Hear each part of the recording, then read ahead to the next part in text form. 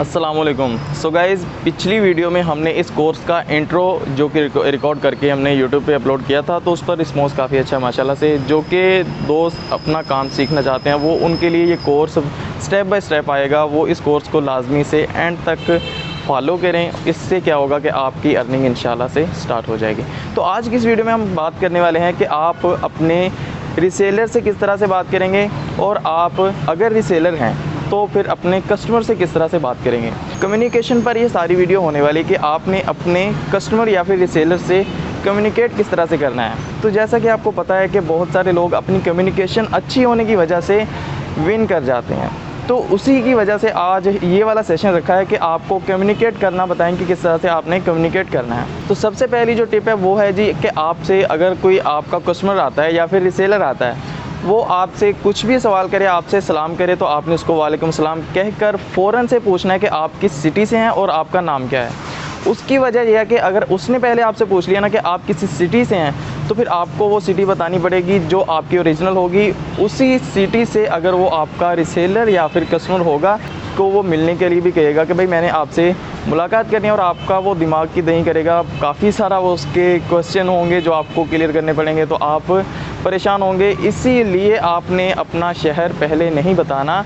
अपने कस्टमर से या फिर रीसेलर से आपने पहले पूछ लेना है कि आप किस सिटी से हैं और आपका नाम क्या है। तो फॉर एग्ज़ाम्पल अगर वो आपकी सिटी से है तो आपने अपनी सिटी चेंज कर लेनी है कि भाई मैं इस सिटी से नहीं हूँ, मैं फ़र्दर किसी और सिटी का नाम बता दें, मैं इस सिटी से हूँ। ठीक हो गया।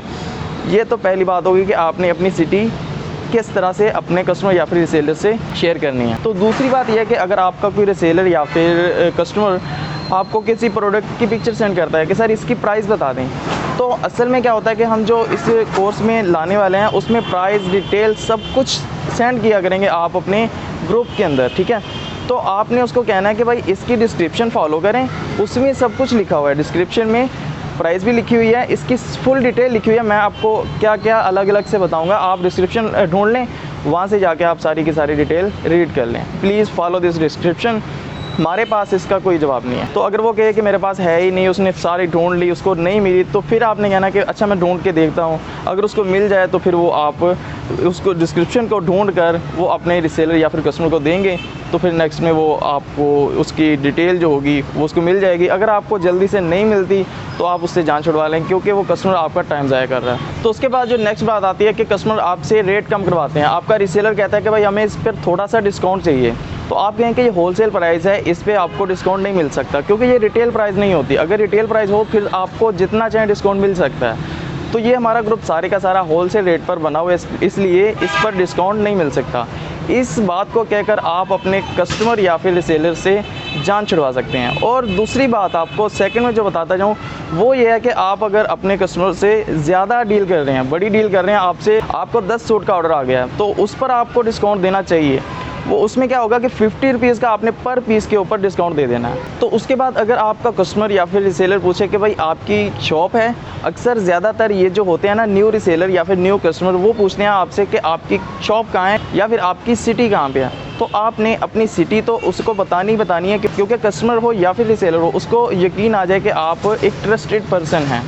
तो अगर आपसे आपका पर्सन पूछता है कि भाई आपकी शॉप है या फिर आप डीलर हैं, क्या कुछ हैं आप, तो आपने उसको कहना है कि भाई हमारा जस्ट ऑनलाइन स्टोर है। और अगर नेक्स्ट में वो सवाल करता है कि आप कहाँ से कपड़ा लेते हैं, तो आपने ये कहना है कि हम एक डीलर के साथ रब्ता है हमारा, तो हम वहाँ से कपड़ा लेके आपको सेंड करते हैं। तो उससे क्या होगा कि आपका ट्रस्ट लेवल जो है वो आपके कस्टमर या फिर रीसेलर के दिल में बढ़ जाएगा। तो डायरेक्टली आपने ये नहीं बताना कि हमारी प्राइस कितनी होती है एक सूट में, ये नहीं, बस गोल मोल सा बात को करके बात को रफ़े दफ़े कर देना है। तो अब बात आ जाती है कि अपने कस्टमर से बात किस तरह से करें। अगर आप एज ए रीसेलर हैं तो आप अपने कस्टमर से बात किस तरह से करेंगे। तो उसके लिए आपने जब भी कोई डील करनी है तो सबसे पहले आपने पैसों की बात लाजमी करनी है कि भाई ये चीज़ इतने की है, क्योंकि कारोबार जो होता है ना, बिज़नेस जो होता है, पैसों के लिए किया जाता है। अगर वो पैसों की बात आप पहले कर लेंगे ना, तो आपका कस्टमर जो है वो झिझकेगा नहीं, आपकी बात के ऊपर वो पूरे के पूरे कॉन्फिडेंस के साथ आपके साथ डील कर सकेगा। तो अगर आपने शर्मा शर्मी में कह दिया कि मैं प्राइस को बाद में बताऊंगा, तो फिर आपने आधा घंटा लगा दिया उसको डील करने में ही, तो बाद में आप जब प्राइस उसको बताएंगे तो फिर वो आपका कस्टमर भाग जाएगा, तो फिर आपका टाइम इतना ज़्यादा ज़ाया हो जाएगा। तो आप इससे बेहतर है कि आप अपने प्रोडक्ट की प्राइस सबसे पहले बताएं, देन आपकी डील जो है वो स्टार्ट होनी चाहिए। तो उसके बाद जो आता है कि आपका कस्टमर जिस लहजे से बात कर रहा है, आपको चाहिए कि उसी लहजे से बात करें। फॉर एग्जांपल अगर आपका कस्टमर तेज़ बात कर रहा है तो आपको भी चाहिए कि उसी की तरह तेज़ बात करें, उसको समझाने की कोशिश करें उसी के लहजे से।